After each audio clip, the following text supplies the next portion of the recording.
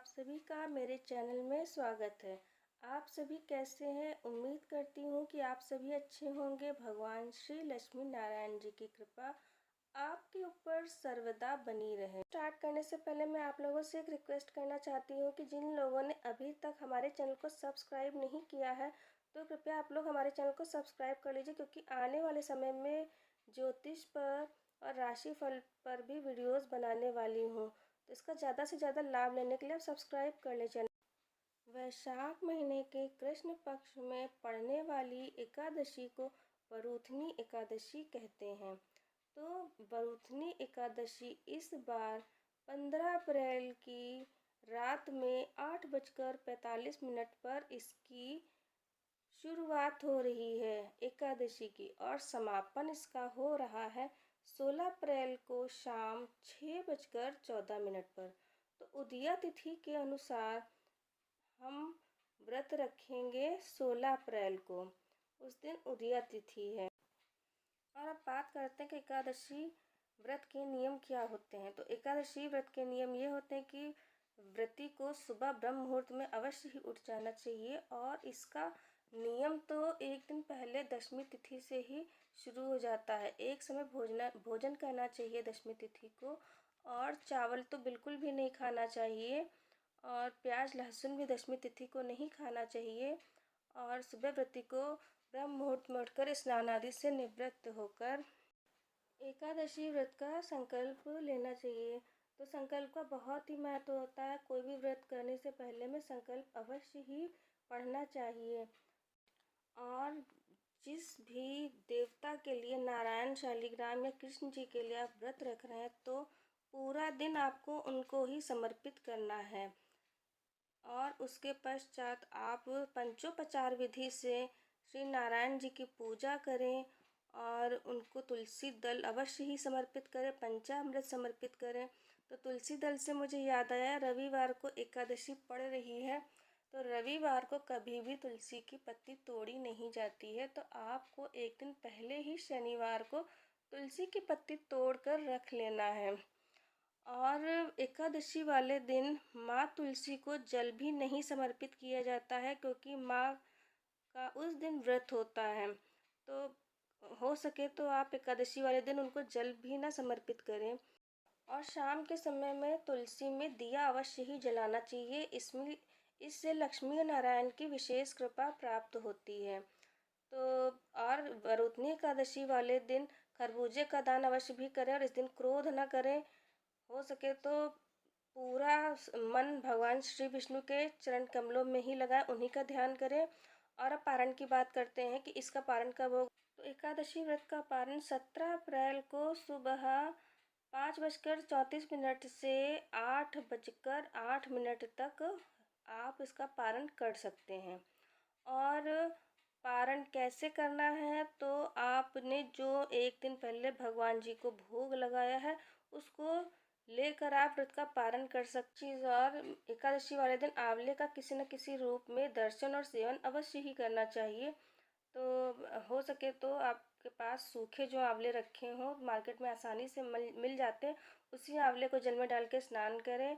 और इस समय तो आंवले का मौसम नहीं है, लेकिन अगर जब किसी भी रूप में आंवले का दर्शन करते हैं, सेवन करते हैं, तो उसका बहुत ही लाभ मिलता है। माता लक्ष्मी की बहुत कृपा प्राप्त होती है, और माता लक्ष्मी आपके घर में आकर विराजमान होती हैं। तो आंवले को बिल्कुल भी ना भूलें, आंवले का सेवन किसी न किसी रूप में अवश्य करें। जिस दिन एकादशी का पारण करें उस दिन चावल अवश्य खाना चाहिए। अब बात करते हैं कि वरुथनी एकादशी की कथा क्या कहती है और इसका क्या महत्व है। तो इस दिन कथा तो अवश्य ही पढ़नी और सुननी चाहिए, इसका बहुत ही महत्व होता है।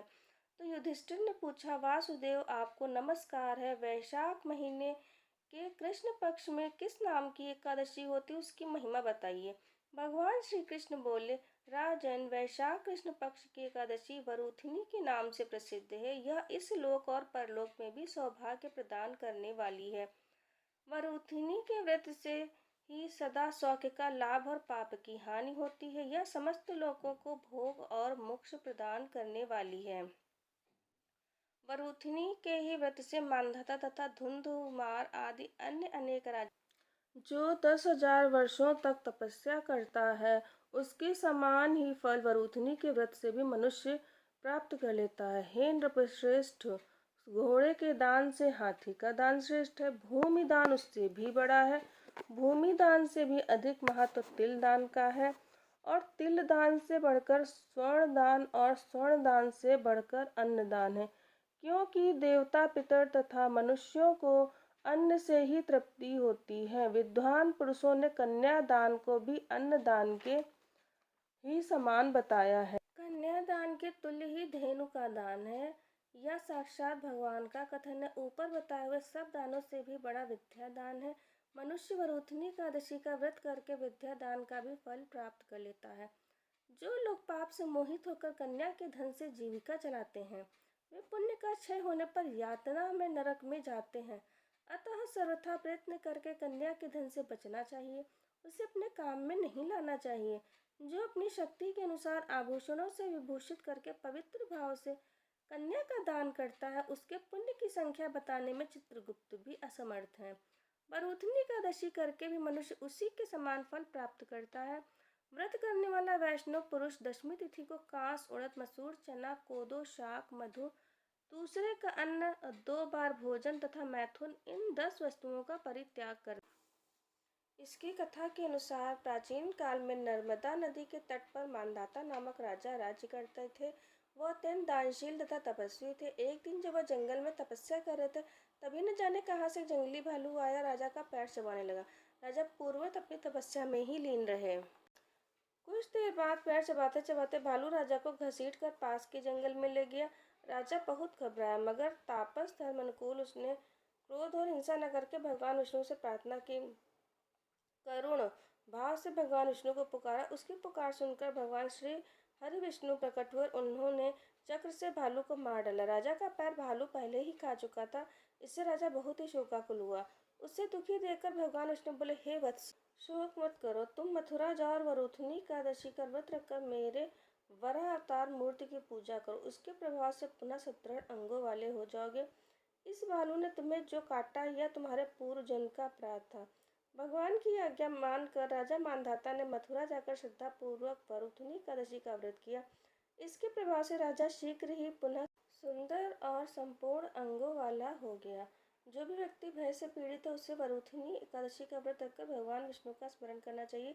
इसी एकादशी के प्रभाव से राजा मांधाता स्वर्ग को गए थे। इस व्रत को करने से समस्त पापों का नाश होकर मोक्ष मिलता है। तो ये एकादशी व्रत की कथा थी। और जैसा कि मैंने आपको कहा है कि संकल्प अवश्य पढ़ना चाहिए, तो मैं संकल्प बोलकर बताती हूँ, और आप अपना नाम और अपना गोत्र बोल दीजिएगा। बस हाथ में सफ़ेद तिल, फूल और जल लेकर संकल्प बोले, ओम विष्णुवे नमः, विष्णुवे नमः, विष्णुवे नमः। ओम मध्य ब्रह्मांडो अहिर्धुति परार्धे श्री श्रुवेत वाराहकल्पे वैवस्वत मनंतरे अष्टमे स्थित में कलिगे कल प्रथम चरणे बद्धावतारे जम्बूद्वीपे भारत खंडे भारतवर्षे। यहाँ पर आप अपने क्षेत्र का और नगर का नाम और गांव का नाम बोलिए। ठीक है। नाम विक्रम संवत 2080, महीना बोलिए वैशाख मासे कृष्ण पक्षे एकादशी तिथि रविवार दिन। अपना गोत्र बोलिए। श्रुति स्मृति नाम और गोत्र। श्रुति स्मृति पुराणोक्त फला पर्याप्त दर्शन ज्ञात ज्ञात कायिक वाचिक मानसिक सकल पाप निवृत्ति पूर्वक। अगर जो कोई यहाँ पे मनोकामना है तो बोलिए। निष्काम भावना से करना चाह रहे तो वो बोलिए। श्री लक्ष्मी नारायण प्रीत्यर्थम श्री लक्ष्मी नारायण पूजन च एकादशी व्रतम करिष्ये, ये कहकर जल, अक्षत, सफ़ेद तिल की और पुष्प नीचे ज़मीन पर छोड़ दीजिए। तो अगर जो आपको ये एकादशी व्रत की कथा और महात्म्य ये सब अच्छा लगा हो तो चैनल को सब्सक्राइब कीजिए, और कमेंट बॉक्स में राधे राधे जय श्री कृष्ण ज़रूर लिखें। ओम नमः शिवाय, जय भोलेनाथ।